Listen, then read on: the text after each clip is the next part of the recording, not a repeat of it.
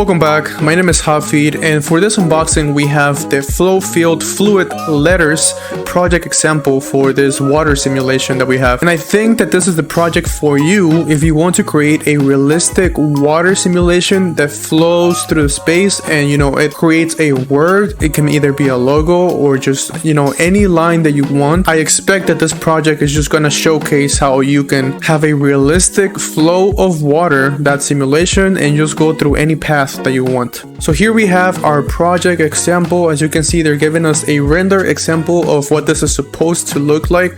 We have the Insydium logo, so let's go ahead and open this up. I'll make a cut right there, open this up over here, and then the other one. And the first thing that you're going to see is just a little bit of documentations, just telling you the name of the file, the compatibility. Remember that this is compatible with the lowest version of Cinema 4D can be R16 up to R23. I am running R23, but with most of these examples you are required to use Xparticles 895 and Cycles 4D 509, which I think are the latest releases. You might not need Cycles 4D for every instance. It really depends what you're doing with those particles, but I am subscribed to all of these three softwares, so I'm not really worried about that. The folder also includes a render example. This is render with those latest versions of Xparticles and Cycles 4D, and if you are expecting something like this, you will need to have those compatible versions. But honestly, you are a creative, but first of all, you are a problem solver, so you might not need this, but I do recommend that you watch, you learn the principles, you learn the core of this animation, how this is built, and at the end of the day, all of those principles can apply to any software, any simulation software. You can even do this natively in Cinema 4D because we have a particle emitter and we have a way to create a mesh just like this. The reason I use Xparticles, Cycles 4D, and Cinema 4D is because they're just a tool that I like to use. I recommend this software because I use it. I personally enjoy everything about it, but there are a lot of ways that you can create something like this, so I just want to put that on the table. And as you can see, we have this simulation of water flowing through. Is this like a letter N? It's just going to flow through it, I'm assuming from beginning to end. But also notice that this has a black background, so a lot of liquid and glass simulations even are not gonna be so visually appealing if there's nothing going on in the background, just because reflections and refractions and all that. So I think that's why they're adding this outline of the letter N, kind of like if it was like a neon light, because if you imagine this without that outline, it's just gonna look like, I don't know, just a bunch of water. Is not gonna make a lot of sense, so that definitely helps a lot with the structure of that letter. And lastly, I'm just interested in how they are creating that gradient glow and also this end piece or whatever. So let's take this out and finally get onto our project example. I'm gonna go ahead and select the camera. We have our timeline of 300 frames, so I'm just gonna play and see what the simulation looks like.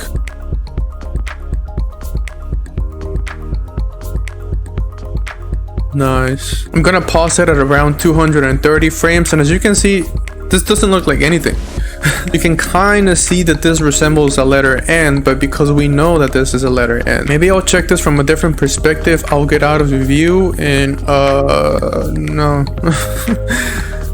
Well, it kind of looks like an N, like, I don't know, I'm kind of skeptical about this already, but you already know that lighting and then the render and then the materials are just going to create, pretty much your whole composition. It's so they're going to create it or destroy it. So let's go ahead and just check the rendering already. I have the real-time preview deck to my toolbar, so I'm going to activate that, put it over here on the side. I'll get about 15 samples and then just run it. And you see, now we have something. Okay, it might be a little bit too much, so let me go ahead and check. This camera position should be correct, but I think we are too far into the simulation. We need to be at a point where there's less flow. As you can see over here, there's just like a bunch of water. So let me try and let me just start it again and let's play it in real time. And this is what I mean. If you're looking to do a more realistic water simulation, here is what you're going to get. As you can see at the beginning, we do have a somewhat steady flow, but then just out of nowhere, we have, this water just coming out, just floating out of the way, giving it some variation.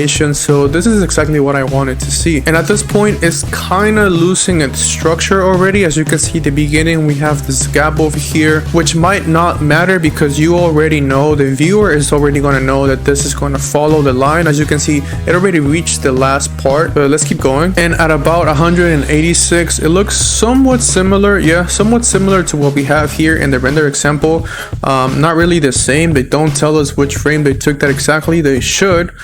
X particles, take notes, please, thank you. And I also think that here in the project example, our mesh of the water is not thick enough. Maybe I'm just not in the right render frame, but as you can see over here, it's a little bit thicker. You can see less gaps in between the flow. Maybe I'll move it a little bit forward. And I think frame 200 is the closest thing that we're going to get, but as you can see, now we have this area, it's a little bit more filled up. And as you can see, it's looking pretty good, pretty similar to what they're telling us that it's supposed to look like. Again, this is just out of the box. I haven't moved any parameters using, Cycles 4D and just playing that simulation, and it's looking pretty good. I'm gonna give this a really thumbs up. Now, if you're looking to see a rendered example of an animation like this, go ahead and follow me on Instagram. That is hafid.particles. I created this account specifically to upload, all the animations, all the compositions that I create based on watching and analyzing these project examples, because they don't really show you how it's going to look like, at least in an animation form. They do give you a render shot, but if you're interested to watching my content, my take on it, or just want to see an example quickly and just to double check that it is possible to create something what they're telling you it's supposed to look like, go ahead, check out that account, and then come back and watch more videos here on YouTube. Okay, so now let's briefly see what all the elements included in this simulation are. I will go off of the camera, just zoom out so we can see the whole thing from the outside. I'll actually hide the camera and I'll hide the lighting, open up the XP system, and as you can see over here, these are the elements. These are the core elements that are creating our simulation, our animation. In our dynamics, we have an XP sheeter. I actually haven't used that before. We have a fluid effects, we have flow field to spline, flow feed to a long spline. We have only one emitter, obviously an Obd measure to create that geometry, a spline of the letter, of course, but obviously this can be any spline. You can give it any shape you want, and a turbulence just to give it a little bit of spice, a little bit of movement, of just some variation of that movement. As you can see, this is just a regular emitter. It's just spitting a bunch of particles. It seems that the emission mode is set to rate. We have this birth rate being about 278. I'll just make that 300 because why not? Lifespan of 198, make that 200. Pretty standard speed, 150, and a radius of 1 centimeter. Here we can see the particles just a bit better. As you can see, the particle color is set to green, not really anything specific. Once we activate this flow field to spline, that's what's going to, guide those particles through our letter. As you can see, that flow field has that spline and the layers object. Strength is set to 7%, so maybe let's crank that up to 191. And as you can see, they're staying in there. I don't really know why. I haven't really analyzed this project, but I'm sure there's a reason they set that to 7%, so let's try that. And there you have it, at 7%. It is stable, it is working, but as you can see, we have that variation over there. They're just moving out of the place, but we also have a XP flow field along to spline, so let me activate that. And there we have a little bit more control over the flow. Particles are not spilling. Okay, I like this better. Yeah, I definitely like this better. But you see, it's stopping again there. I don't even know why. Let me play that again. Everything's going fine. We have both of the flow fields activated, but it is gonna stop right there, and I don't really know why. Next, I'm going to activate this XP fluid effects. The magic is going to happen. You can definitely see more fluid motion, more fluid flow, but it's still stopping right there. So you might need that turbulence, but I'll activate the last of the dynamics. It's going to be this XP sheeter. Not really know what's going on in here. It might be just the default settings, but let's play it. Okay, and here you can see that it's actually creating those gaps at the beginning, but then it's just, put them in all together, look a little bit more smooth, a little bit more structured, but it's still stopping right there. So let's go and activate our turbulence and see if that is going to change things. Okay, yeah, definitely. Let's start from the beginning.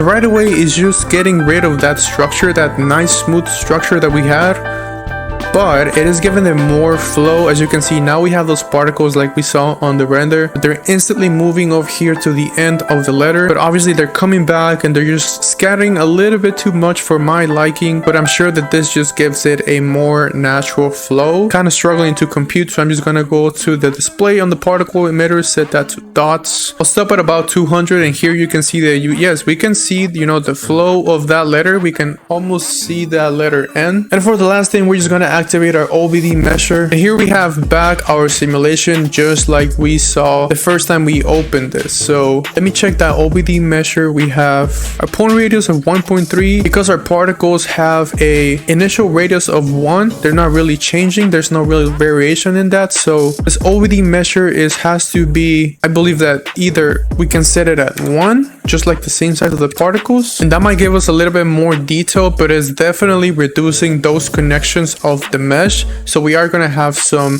particles, some pieces of water just like flowing around. This is just going to depend what you're going for. As you can see, if I put this to 3, we definitely have thicker water shapes, but because our radius is so big, those individual particles are just going to look more like spheres because there's nothing around them to connect. So they're not really going to be able to create this, bulb. Now, if I go to the emitter, I go to the display tab and then I go to HUD, you can see that around 200 frames, we have 79,383 particles. So I'm guessing that if you have spots like this one where you have just like a big gap or maybe something over here that you just want to fill up, I would say that you might need around 200,000 particles, probably even more. That's just gonna depend on your taste. It looks fine how it is right now, like you are definitely getting what they're advertising. It is a good look, especially because we have that line, glowing line in the middle, and that's definitely going to give it some more structure. If you're not a fan of how turbulent this is, then go ahead and turn off that turbulence, and you are going to have a more steady flow. As you can see, maybe not at the beginning, but remember that you are going to have to figure out by yourself how to get rid of this, just stopping in the middle of the letter. Well, not the middle, it's almost done, but you're going to have to figure that out by yourself. Maybe you are really into this, you don't want that water to be so splashy, maybe you do, and just by adding more particles, you're going to get rid of this like low poly water mesh, just because the more you have, it's just going to put it together more nicely. And for the last part of this unboxing, we're just going to take a look at those materials that come included in the project sample. I'm just really interested in how they are creating this, glowing gradient. It might be a little bit easier, I don't even know. Oh wow, this is everything. Okay, so we have our emission going to the surface, a strength that's going to depend how bright you want it to be. The color channel of the emission has a color ramp with the gradient. Okay, so this is how they get that gradient. And at the very bottom of this tree, they have a hair info node, which I think is just like an input node. Yeah, we can see over here, input hair info. Yeah, I think all the green ones are just the input. And then this material is assigned to the spline itself, but it does have a cycles curve expression. And this is what is giving that spline a thickness, and this is what is allowing Cycles 4D to actually see that line, as geometry. And you can see over here, it starts at 1 centimeter, it's at 3. Here you can change the size of the curve. I'm not really sure, but I know that you can achieve this as well in Octane. Just put an Optic tag onto the spline, go to the hair tab, and just activate render as hair. And there you can change the root thickness and the tip thickness. I do not see an option, however, here in the Cycles 4D curve, you do have, a curve graph, which you can set points, I assume.